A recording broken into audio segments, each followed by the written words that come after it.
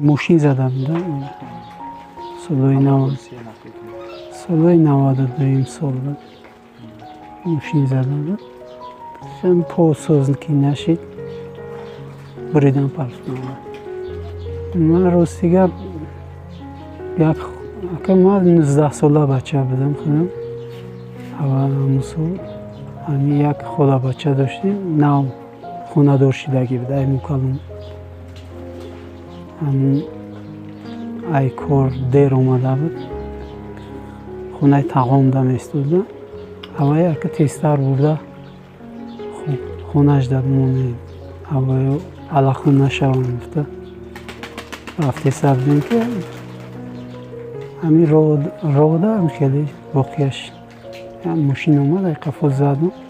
گذشت گریخت برفت یه حقیقتی وقتی روزه بود وقتی تروبه بوده هیچ کم ندید این ماشینه همین خیلی بعد بانیسه بودن ساز نشید روزی 5 روز 6 روزش بود پورا بعد بریدن 21 مرد روزی نوروزی ده پای ما را بریدن تقدیر نصیب دامین بوده خیلی با خشت رو یاردم میکنه دستگیری میکنه وزی همه ده مشکله وزی آدم سیاه ده مشکله زندگی کردن یک از باید دستگیری کنه آدم میشه یه وقت دوره یه وقت ندوره همه وقت آدم مثل خشتبار یاردم میکنه دیگه کی یاردم میکنه آدم ننگ ناموس کردیم کار کردیم همین سلامتی مونده نگاه نکرده زمین های پرزنتی در رفتیم کوریدیم گندم کوریدیم مکایی کوریدیم لوبیا کوریدیم پمیدور کوریدیم همه چی هم خونه ده هم اونجا ده کار کردیم آوردیم همون کاری آسون نیست هم رفته در گرمی درویده آورده در اینجا زده او را تا نون کده پختن چند وقت میگذره لیکن توقت کردیم هم مجده 1000 برش گرم آدم توقت کنه همه چیز ده میرست گپ توقت کردن من ترول دم میگردم جوش میشوه کارکنای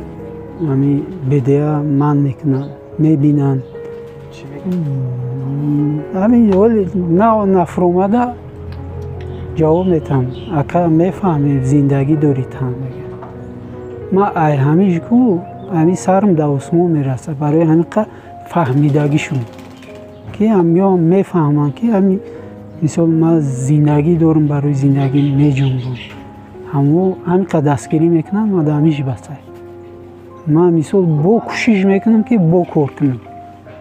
اومده همین غیرتی کار با چشیدن میگیره اومدن میگیره نوازی همین من تراوکتی کار میکنم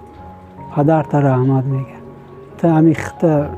به همین احوالت کار میکنی میگه زندگی تا میجنبونی میگم که اومده با غیرت پیدا میشه برای همین خیلی یک سخنی نیک آدم رو افتاده نمیشه همین قرار میتونم گفته که همین باید جوانو فکر کرده حیاتشون پیش ببرن